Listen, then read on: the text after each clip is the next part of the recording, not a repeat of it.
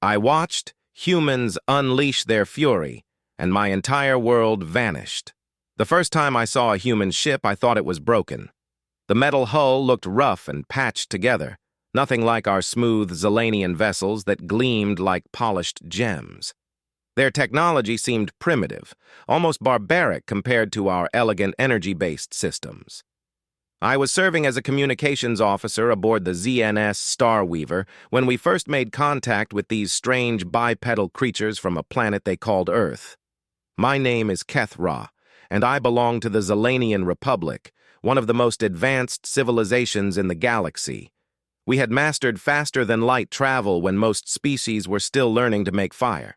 Our cities floated among the clouds, our minds could link across vast distances, and our weapons could turn entire moons to dust with a thought. We considered ourselves the guardians of galactic peace, the wise elder race that guided younger species toward enlightenment. The humans had just discovered how to leave their solar system when they stumbled into our territory. Their first message was clumsy, transmitted through radio waves like some ancient relic. Most of the Zelanian High Council laughed when they heard it. These creatures were so far behind us technologically that they might as well have been using smoke signals. I remember translating their first words to our council. A human named Captain Sarah Martinez spoke slowly and carefully, trying to pronounce our language. "Greetings, peaceful beings. We come from Earth seeking friendship and knowledge. We wish to learn from you and share what little we can offer in return." The council members whispered among themselves, amused by the humans' humility. Chancellor Mordis, our highest leader, decided these humans might make useful servants. They could mine asteroids or clean our ships while we taught them proper civilization. It seemed like a generous offer to us at the time. What we didn't understand was that humans had already been watching us for months. Their primitive-looking ships had sensors we couldn't detect. While we saw clunky metal boxes, they had been studying our technology, our tactics, and most importantly, our weaknesses. The humans were masters of something we had long forgotten: war. The Zelanian Republic had enjoyed peace for over 1,000 years. Our conflicts were settled through mental debates or economic pressure. We had weapons, of course, but they were ceremonial things, elegant and beautiful, but rarely used. Our military consisted mainly of peacekeepers who directed traffic and mediated disputes between lesser species. When the humans requested permission to establish a small outpost in the Kepler sector, we barely paid attention. The sector was mostly empty space with a few worthless rocks. Let the primitives play in their sandbox while we continued our important work of governing the galaxy. Captain Martinez visited our capital ship several times over the following months. She was always polite, asking permission for everything, showing respect for our customs. She brought gifts of human art and music, things we found quaint but unremarkable. The woman seemed genuinely interested in our culture and technology. I was assigned as her liaison, partly because I had studied primitive languages as a hobby. Working with Captain Martinez was pleasant enough. She asked endless questions about our history, our technology, our military structure. We assumed her curiosity was natural for such a young species trying to understand their betters. During one of our conversations, she asked about the Drakmor Empire. The Drakmor were our only real rivals in the galaxy, another ancient species that controlled territory on the far side of the galactic core. We had maintained an uneasy peace with them for centuries, neither side strong enough to completely dominate the other. "They must be very powerful to challenge the mighty Zelanians," Captain Martinez said with what seemed like genuine admiration. I explained how the Drakmor were brutal conquerors who enslaved entire species. "They are our opposite in every way," I told her. "Where we bring enlightenment, they bring only destruction. Their ships are built for war, their minds focused only on conquest. It is fortunate for the galaxy that we exist to balance their aggression." The captain nodded thoughtfully. "Balance is important. What would happen if something disrupted that balance?" I laughed at the question. Nothing could disrupt it. We and the Drakmor have been locked in this dance for millennia. Neither of us dares move too aggressively because the other would respond. It is the foundation of galactic stability. What I didn't realize was that Captain Martinez was taking detailed notes of everything I said. 3 months after the humans established their outpost, everything changed. A Drakmor war fleet attacked one of our border colonies without warning. The assault was vicious and unprovoked, destroying our defenses and enslaving the population. When we demanded an explanation, the Drakmor Emperor claimed our ships had fired on their territory first. This was obviously a lie. Our ships had standing orders never to approach Drakmor space without explicit authorization from the High Council. But the Drakmor insisted they had sensor recordings of the attack and demanded we surrender the entire Kepler sector as compensation. The Kepler sector, where the humans had their little outpost. Chancellor Mordis was furious. He ordered our fleet to defensive positions and sent a strong message to the Drakmor. Any further aggression would be met with the full might of the Zelanian Republic. For the first time in 1,000 years, we prepared for the possibility of real war. That's when Captain Martinez requested an urgent meeting with the High Council. She arrived on our capital ship looking grim and determined. Gone was the humble, curious woman I had come to know. In her place stood someone who radiated quiet confidence and barely contained power. When she spoke to the council, her voice was steady and cold.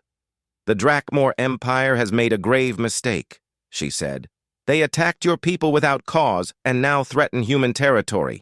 This aggression cannot stand." Chancellor Mordis was surprised by her boldness. "Captain Martinez, we appreciate your concern, but this is a matter between ancient powers.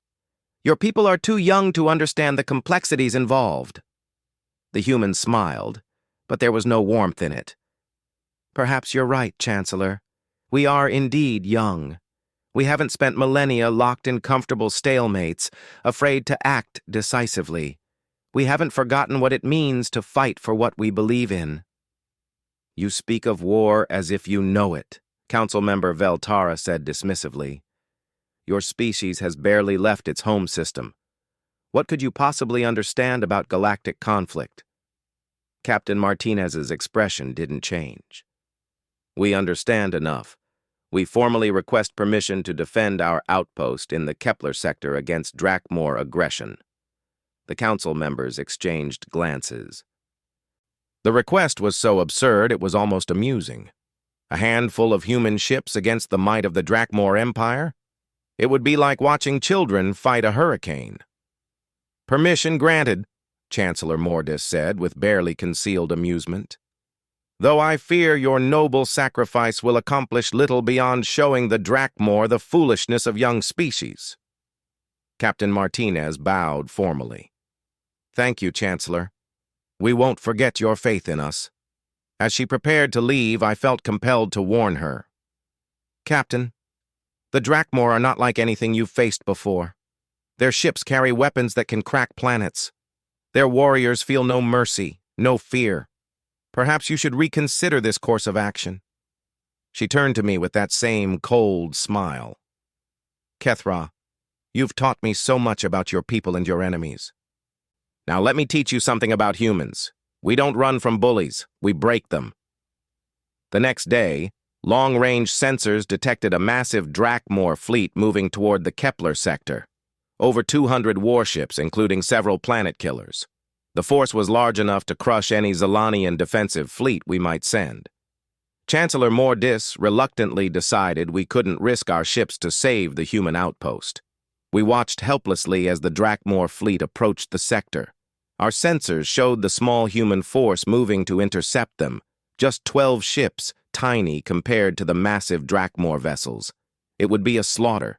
That's when we learned our first lesson about humans. They don't fight fair. The human ships didn't engage the Drakmor fleet directly. Instead, they seemed to vanish from our sensors entirely. Our technology was advanced enough to track anything larger than a shuttle, but somehow the humans had simply disappeared. The Drakmor commanders were equally confused, ordering their ships to spread out and search for the missing enemies. Then the attacks began. The first Drakmor ship to die was the dreadnought Bone Crusher, one of their most powerful vessels. One moment it was sweeping space with active sensors, the next it was an expanding cloud of debris. Our instruments detected no weapons fire, no energy signatures, nothing that could explain the ship's destruction. Over the next 6 hours, 11 more Drakmor ships met the same fate. Each death was silent, instant, and impossible to predict. The surviving Drakmor commanders grew increasingly panicked, firing their weapons at empty space and calling for reinforcements. That's when Captain Martinez contacted the Drakmor fleet commander directly. Her image appeared on every ship in the enemy fleet simultaneously, somehow bypassing their secure communication systems. She stood in what looked like the bridge of a human vessel, but the background kept shifting, as if the transmission was coming from multiple ships at once. "I am Captain Sarah Martinez of the United Earth Defense Force," she said calmly. "You have entered human territory without permission and demonstrated hostile intent toward our allies. You have one chance to withdraw peacefully. Leave this sector immediately and never return." The Drakmor fleet commander, a massive reptilian creature covered in ritual scars, roared his response. "You pathetic mammals think you can threaten the Drakmor Empire? We have conquered 1,000 worlds. Your pitiful species will be ground beneath our heels." Captain Martinez nodded as if she had expected this response. "Very well. You've made your choice."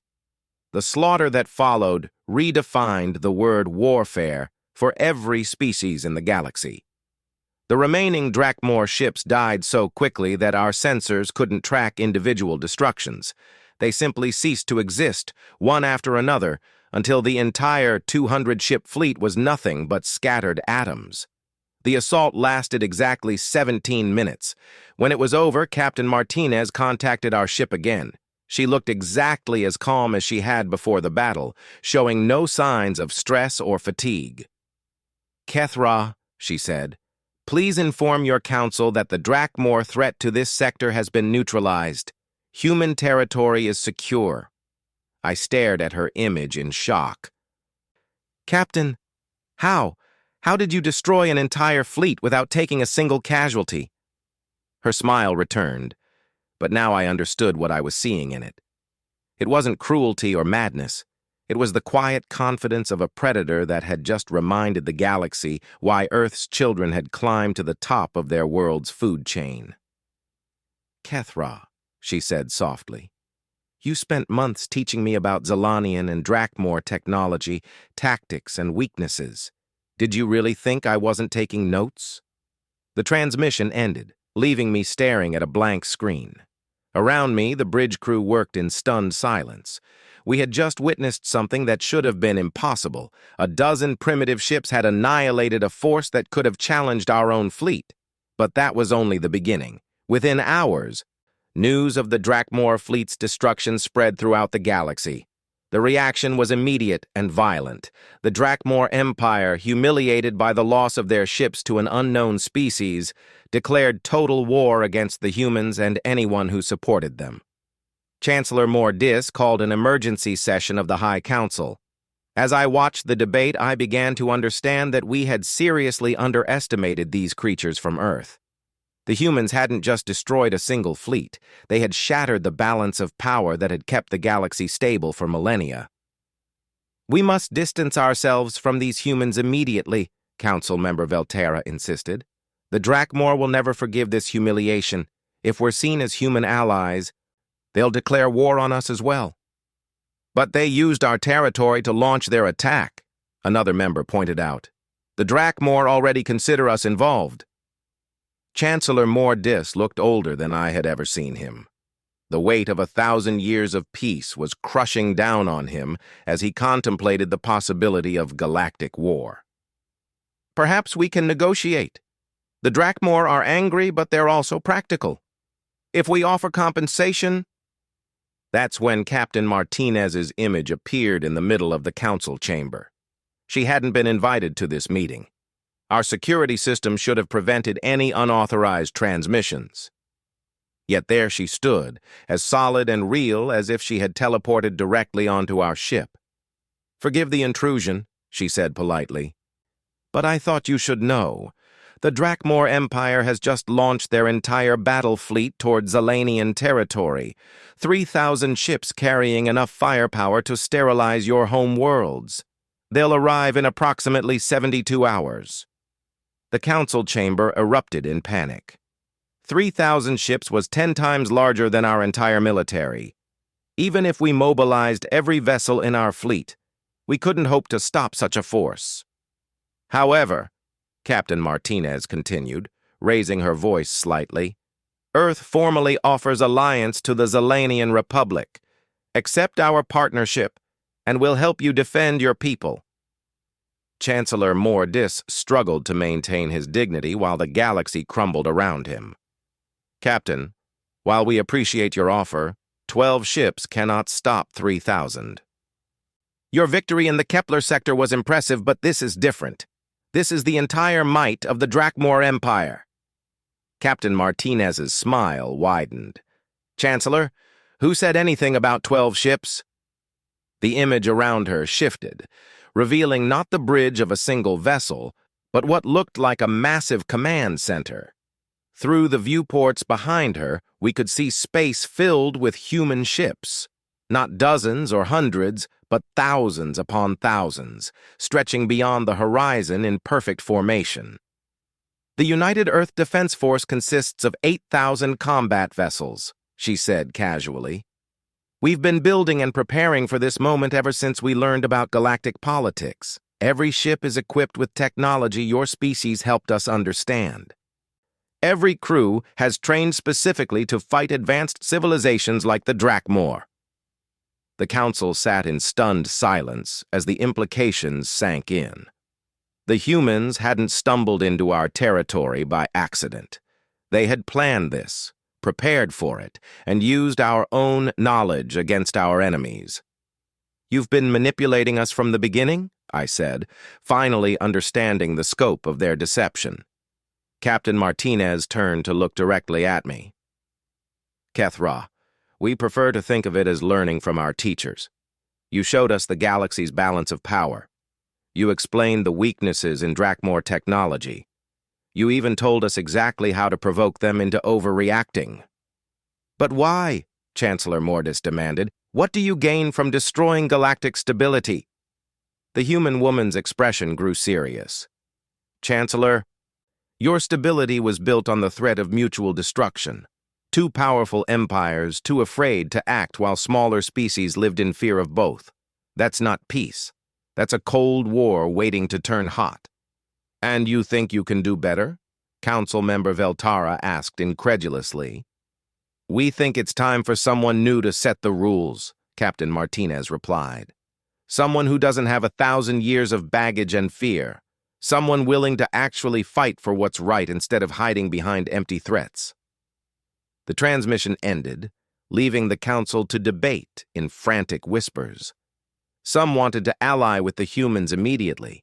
Others argued for neutrality, hoping to avoid being crushed by either side. A few even suggested joining the Drakmor, though no one took this seriously. I found myself thinking about my conversations with Captain Martinez over the past months. Every question she had asked, every detail she had gathered, suddenly took on new meaning. The humans had played us perfectly, using our own arrogance and assumptions against us. They had appeared as humble primitives seeking guidance, when in reality, they were apex predators studying their prey. As the debate raged around me, I realized something that chilled me to my core.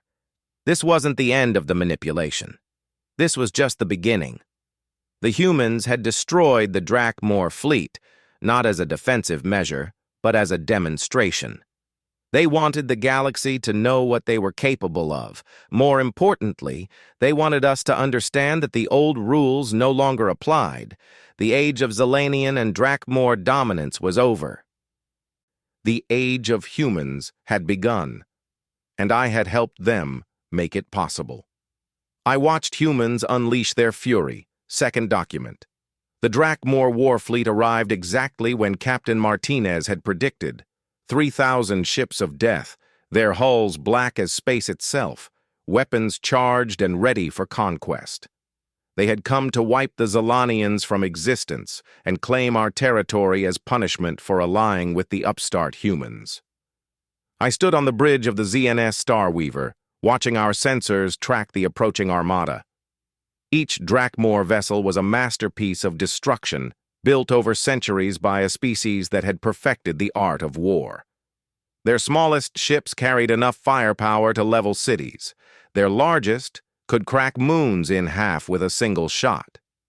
Chancellor Mortis had accepted the human alliance, though not without reservation. Our combined fleet numbered barely 4,000 ships, and most of ours were exploration vessels hastily fitted with weapons. Against the Drakmor's purpose-built war machines, we seemed hopelessly outmatched. Captain Martinez had relocated to our command ship to coordinate the defense. When I saw her in person for the first time since learning the truth about human intentions, I was struck by how different she seemed.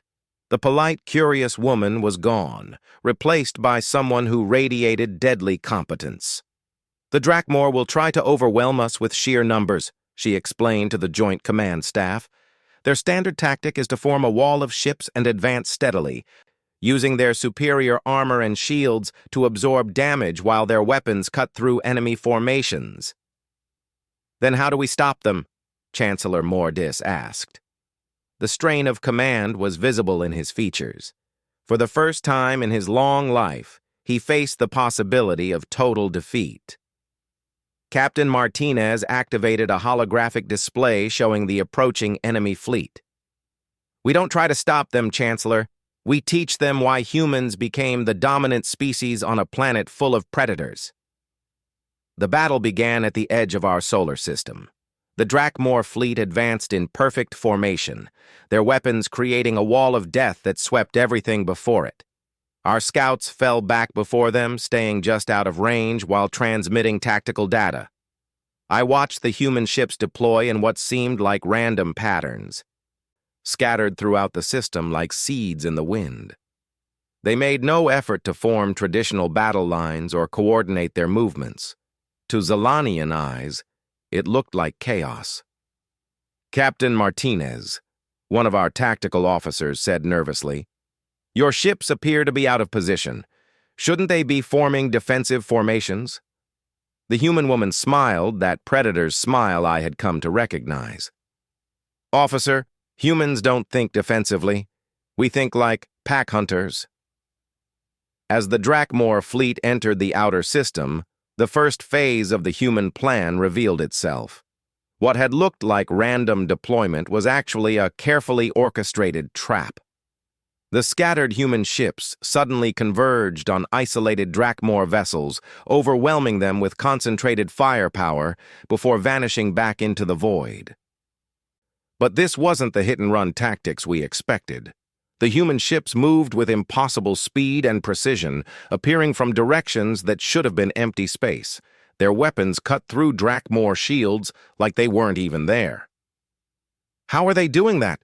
I asked, staring at the tactical display in disbelief. "Stealth technology beyond anything we've seen," our sensor officer reported. "Their ships can apparently become completely invisible to our instruments." Captain Martinez overheard us. "Not invisible," she corrected. "We just learned to think three-dimensionally. Your sensors are designed to detect energy signatures and mass. Our ships use materials and energy patterns that don't register on your instruments." "But that's impossible," the sensor officer protested. "The laws of physics don't allow for true invisibility." "You're right," Captain Martinez agreed. "But the laws of physics are very different when you understand them completely instead of just partially." The Drakmor commander, Admiral Thekvar, responded to the harassment attacks by tightening his formation and accelerating toward the inner system. His massive dreadnought, the World Eater, led the charge, its weapons already charging for the bombardment of our colonies. That's when the humans revealed the true scope of their preparation. The space around our worlds suddenly filled with human vessels. Not the 8,000 Captain Martinez had mentioned, but tens of thousands. Ships of every size and configuration, from tiny fighters to massive battleships that dwarfed even Drakmor dreadnoughts. "Captain," Chancellor Mordis said in a strangled voice, "you said 8,000 ships." "I said the defense force consisted of 8,000 combat vessels," Captain Martinez replied calmly. "I didn't mention the expeditionary fleet, the home guard, the colonial militia, or the reserve forces. Earth has been building ships for 50 years, Chancellor. Every human colony, every mining station, every research outpost has contributed to this moment." The numbers on our displays were staggering. The human fleet numbered over 30,000 vessels, each one equipped with technology that made our most advanced ships look like museum pieces.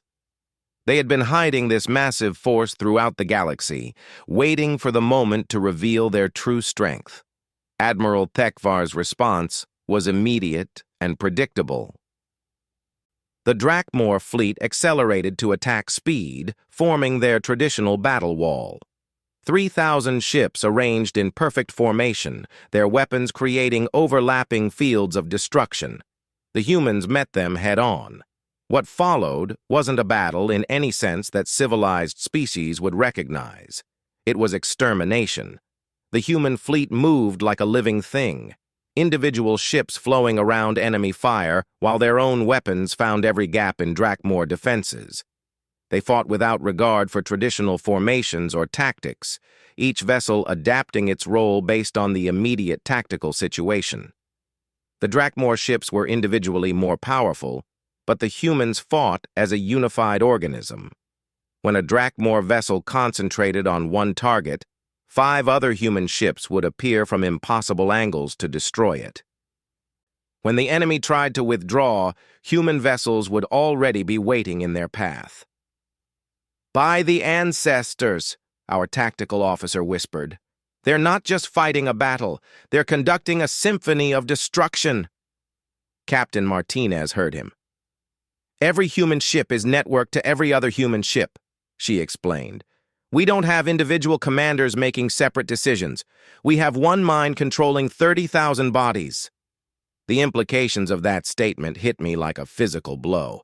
The humans weren't just technologically superior, they had created a collective intelligence that could process the battlefield in ways no individual mind could comprehend. Each ship was simultaneously a hunter and part of the pack, capable of independent action while remaining perfectly coordinated with the whole. Admiral Thekvar's flagship tried to break through the human lines to reach our worlds. The World Eater was the largest ship in the Drakmor fleet, armed with weapons that could sterilize entire continents. Its advanced shields could absorb incredible punishment, and its hull was thick enough to survive the explosion of a small star. The humans destroyed it in 37 seconds. They didn't overwhelm it with superior firepower or clever tactics. They simply disassembled it. I watched in horrified fascination as human weapons struck the massive ship in precisely calculated sequences, each hit weakening the structure for the next strike. The World Eater didn't explode. It came apart like a puzzle box being methodically taken apart by someone who understood exactly how it was built. "How did you know where to target it?" I asked Captain Martinez as we watched the debris field expand. "Your people gave us detailed technical specifications of Drakmor ship construction," she replied matter-of-factly. "Combined with our own analysis of their engineering principles, we identified 17 critical structural points on that class of dreadnought. Remove those points in the correct sequence, and the ship destroys itself." "But we never gave you classified military information," Chancellor Mordis protested. Captain Martinez turned to face him directly. "Chancellor, everything is military information when you understand how to use it. Your cultural exchanges, your historical records, your scientific papers, they all contained pieces of the puzzle. We just put them together in ways you never considered." The battle lasted 18 hours, though the outcome was never in doubt after the first 30 minutes. The Drakmor fleet, The most powerful military force in the galaxy was systematically dismantled by an enemy they couldn't understand or effectively fight. By the end, fewer than 100 Drakmor ships remained, and those only because the humans allowed them to escape. "Why let them go?" I asked as we watched the survivors flee toward Drakmor space. "Because we want them to deliver a message," Captain Martinez replied. "The galaxy needs to understand that the old way of doing things is over. The Drakmor Empire can choose to adapt to the new reality, or they can choose to be removed from the equation entirely." In the aftermath of the battle, I began to understand the true scope of human planning. This hadn't been a defensive action or a rescue mission. It was a demonstration of power designed to reshape galactic politics forever. The humans had used the Drakmor aggression as an excuse to reveal their military capabilities and establish themselves as the new dominant force in the galaxy. They had played everyone perfectly. The surviving Drakmor ships carried news of the defeat back to their empire. The response was swift and exactly what the humans had anticipated. The Drakmor Emperor declared total war against the human species and called upon all civilized races to join in their destruction. Most species refused. The smart ones recognized that the humans had just saved them from millennia of Drakmor oppression. The stupid ones quickly learned what happened to those who opposed Earth's new order. Captain Martinez established a temporary headquarters on our capital ship to coordinate what she called the transition period. I was assigned as her liaison again, partly because of my linguistic skills and partly because I had become a valuable source of information about galactic politics. "You're not going to stop with the Drakmor, are you?" I asked her during one of our briefings. She looked up from the strategic reports covering her desk. "What makes you say that?" "Because this was never about defending human territory or protecting our alliance. This was about establishing dominance over the entire galaxy." Captain Martinez leaned back in her chair, studying me with those predator's eyes. "Kethra, let me ask you something. In all your centuries of galactic civilization, how many species have been enslaved by the Drakmor? How many worlds have been strip-mined by the Zilanian Republic? How many smaller civilizations have been crushed between your empire and theirs?" I didn't have an answer. The truth was, neither the Zilanians nor the Drakmor had ever cared about the fate of lesser species. They were useful resources to be exploited or obstacles to be removed. "Humans think differently," Captain Martinez continued. "We believe that all intelligent life has value. We believe that strength should protect the weak, not exploit them. We believe that the galaxy can be better than what you've made it." "And you think you have the right to force that belief on everyone else?" "We think we have the responsibility," she corrected. "Power without responsibility is tyranny. The Drakmor have power without responsibility. The Zilanians have power without responsibility. Humans have power with responsibility." Over the following weeks, I watched the human plan unfold across the galaxy. They didn't simply conquer territory or demand submission. Instead, they offered protection to species that had been oppressed by the major powers. They provided technology and resources to civilizations that had been kept primitive by design. They broke up the monopolies and cartels that had controlled galactic trade for millennia. It was liberation disguised as conquest, and it was devastatingly effective. The smaller species flocked to human protection, grateful for someone who actually defended them instead of simply exploiting them differently. The mid-tier civilizations found themselves with new opportunities for growth and advancement. Even some former Drakmor territories welcomed human occupation as an improvement over their previous situation. But not everyone was happy with the new order. The Zilanian High Council met in emergency session to discuss what they called the human problem. I was present as Captain Martinez's liaison, which meant I got to watch my own government debate whether to resist their new overlords. "They're dismantling everything we've built over millennia," Council Member Veltara argued. "Our authority, our influence, our very way of life is being destroyed by these primitives."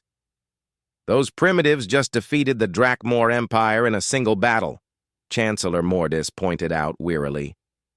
Perhaps it's time to accept that we are no longer the dominant force in this galaxy.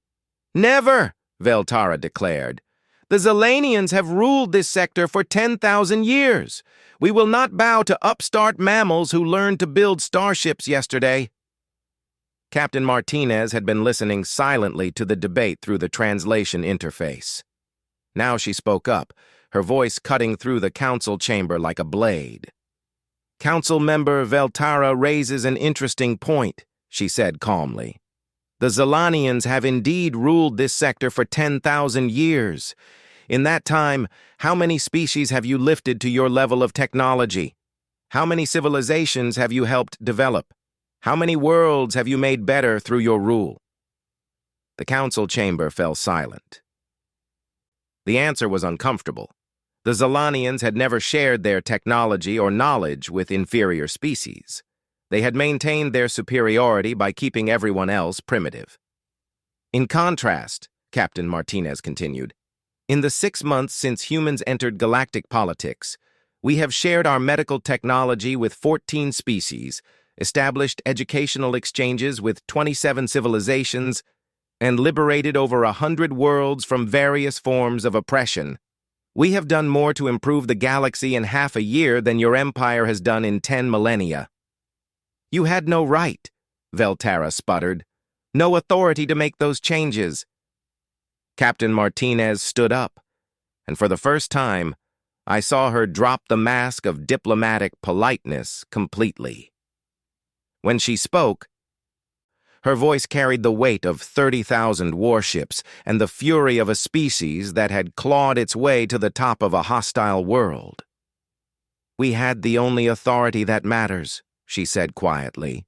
The authority of superior force applied for righteous purposes. Your time is over, council member. The age of stagnant empires hiding behind empty traditions has ended. The age of progress has begun. And if we refuse to accept this new order? Veltara demanded. Captain Martinez smiled, but there was no warmth in it at all. Then you'll discover what happened to the Drakmor fleet was a gentle introduction to human capabilities. We prefer cooperation, council member, but we're prepared to enforce our vision of justice, whether you agree with it or not. The threat was clear, and everyone in the chamber understood it. The Zilanians could join the new galactic order as partners, or they could be dragged into it as conquered subjects. There was no third option. Chancellor Mordis formally accepted human leadership over galactic affairs that same day. As I watched the ceremony where 10,000 years of Zilanian independence ended with the stroke of a pen, I realized that Captain Martinez had been absolutely right about one thing. The old galaxy was dead. The careful balance of power, the ancient rivalries, the comfortable stagnation, all of it was finished. The humans had killed my entire world without firing a shot at it. But as I looked around at the representatives from hundreds of species who had come to pledge their loyalty to Earth's new government, I began to wonder if maybe that world had deserved to die. For the first time in galactic history, the strong were actually protecting the weak instead of exploiting them. Maybe the humans really could build something better from the ashes of what we had destroyed. I watched humans unleash their fury. Third document. 5 years have passed since the humans revealed their true nature to the galaxy. 5 years since they shattered the ancient balance of power and rebuilt civilization according to their own vision. I write these words from the observation deck of the UGS Harmony, one of the new United Galactic Federation starships, as I watch the transformation they have wrought. The ship I'm traveling on would have been impossible under the old regime. It carries a crew of 40 different species, all working together as equals. The captain is a former Drakmor warrior who chose to serve humanity rather than die with his empire. The chief engineer is a young Zilanian who grew up learning human technology. The medical officer belongs to a species that was enslaved for 3,000 years before the humans freed them. None of this should work, according to everything I was taught about galactic politics. Different species aren't supposed to cooperate this effectively. Ancient enemies aren't supposed to become allies. The natural order of the galaxy isn't supposed to change. But then, humans have always excelled at doing the impossible. Captain Martinez had been right about the Drakmor Empire's response to their defeat. The Emperor had declared total war against humanity and spent 2 years mobilizing every ship, every warrior, every weapon at his disposal. The final Drakmor fleet numbered over 50,000 vessels, the largest military force ever assembled in galactic history. The humans destroyed it in 6 hours. I wasn't present for that battle, but I read the reports afterward. The humans had spent those 2 years carefully studying Drakmor ship designs, tactical doctrines, and strategic thinking. When the enemy finally arrived at Earth's solar system, expecting to overwhelm the human homeworld through sheer numbers, they found a trap so perfectly designed that it seemed almost artistic in its efficiency. The humans didn't just defeat the Drakmor fleet, they captured it. 50,000 ships taken intact, along with their crews, their technology, and their accumulated knowledge. It was the most complete victory in military history. Accomplished without destroying a single enemy vessel, the Drakmor Emperor committed ritual suicide rather than surrender. His empire fragmented into dozens of smaller states, most of which immediately requested human protection. Within a year, the Drakmor threat that had terrorized the galaxy for millennia was reduced to historical footnote. That's when I began to understand the true scope of human planning. They hadn't just been preparing for war with the Drakmor, they had been preparing to inherit the entire galaxy. Every conversation, every cultural exchange, every seemingly innocent question had been part of a decades-long intelligence operation designed to map galactic civilization down to its smallest details. The humans knew which species were natural allies and which were traditional enemies. They knew which technologies could be improved and which were evolutionary dead ends. They knew which governments could be reformed and which needed to be replaced entirely. Most importantly, they knew exactly how to dismantle the old order and build something better in its place. The transformation began immediately after the Drakmor surrender. The humans didn't impose Earth's government on other species. Instead, they created something entirely new. The United Galactic Federation combined the best elements from hundreds of different political systems, creating a structure that could accommodate the needs of radically different civilizations. Species that had never spoken to each other found themselves working together on projects that benefited everyone. Ancient territorial disputes were resolved through mediation rather than warfare. Resources that had been hoarded by the great powers were redistributed to those who needed them most. It wasn't perfect, of course. No political system ever is. But for the first time in galactic history, the government actually seemed to care about the welfare of all its citizens rather than just the powerful ones. I found myself serving as a cultural liaison in the new federation, helping to bridge the gap between human ideals and non-human realities. It was fascinating work, though often frustrating. Many species struggled to understand human concepts like equality or universal rights. These ideas were simply too radical for civilizations that had spent millennia accepting hierarchy as natural law, but the humans were patient teachers. They understood that changing minds took time, especially when those minds had been shaped by thousands of years of tradition. They offered incentives for cooperation and consequences for resistance, but they never demanded instant conversion to their worldview. The results spoke for themselves. Species that had been enemies for millennia began trading with each other. Technologies that had been carefully guarded secrets were shared freely among Federation members. Worlds that had been barren wastelands were terraformed into garden paradises. The galaxy was becoming a better place, even if many of its inhabitants didn't fully understand how or why. Not everyone was happy with the changes, of course. The old elites who had profited from the previous system organized resistance movements, terrorist attacks, and even attempted coups. Some species tried to withdraw from the Federation entirely, hoping to restore their former independence.